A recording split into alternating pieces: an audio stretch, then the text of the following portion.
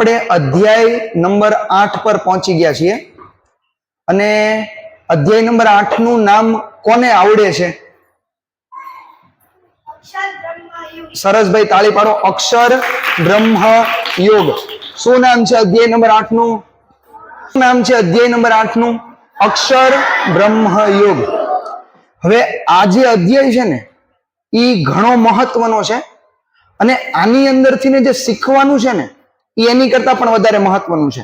કારણ કે આજના સમયની અંદર સફળતા મેળવવા માટે જે સૌથી અગત્યનું પાસું હોય ને, કોઈ પણ વ્યક્તિ પોતે સફળતા મેળવતું હોય તો એ સફળતા મેળવવા માટે સૌથી પહેલું સ્ટેપ જે આપણા પાસે હોવું પડે એ આપણે આજે શીખવાનું છે. બરાબર છે બધા?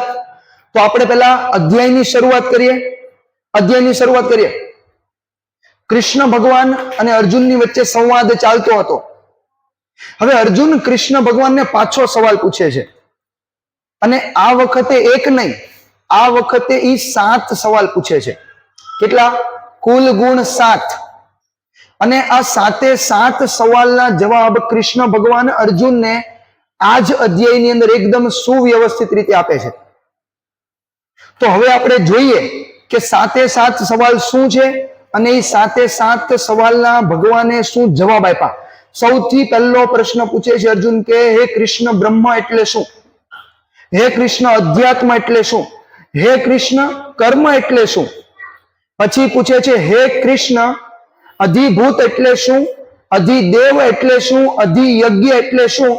અને અંતિમ સવાલ પૂછે છે કે કોઈ પણ વ્યક્તિ પોતાના અંત સમયે તમને કેવી રીતના ઓળખી શકે, એ તમને કેવી રીતના પામી શકે. આવા સૌથી મહત્વપૂર્ણ સવાલો કૃષ્ણ ભગવાનને પૂછવામાં આવ્યા છે. આ બધામાંથી તમને લગભગ કદાચ આ એક વસ્તુની ખબર છે, કર્મ. કારણ કે આપણે અત્યાર સુધી કર્મ વિશે માહિતી મેળવતા છીએ. બરાબર? કર્મ કોને કહેવાય આપણે એની વિશે ચર્ચાઓ કરી છે આગળ બધા અધ્યાયમાં, પણ બાકીના બધા સવાલો આપણી માટે થોડાક નવા છે.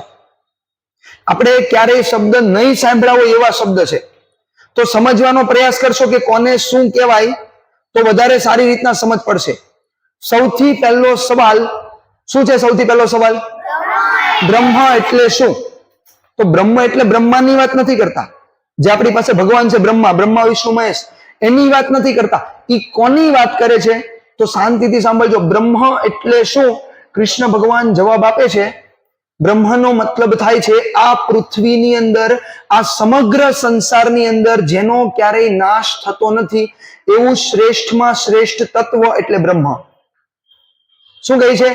આ વિશ્વની અંદર જેનું ક્યારેય નાશ થતો નથી, જે કોઈ દિવસ અંત જ નથી પામતો, એને કહેવામાં આવે છે બ્રહ્મ.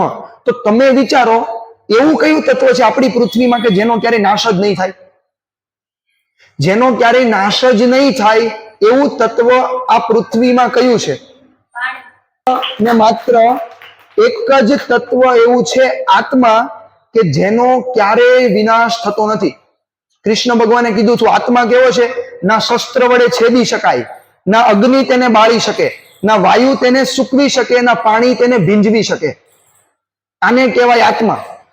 એટલે આત્મા, આપણે મરી જઈએ પણ આત્મા મરતો નથી, આત્મા અમર છે. તો આત્માને કૃષ્ણ ભગવાને શું કીધું? એને શું કહેવાય? બ્રહ્મ. શું કહેવાય? બ્રહ્મ.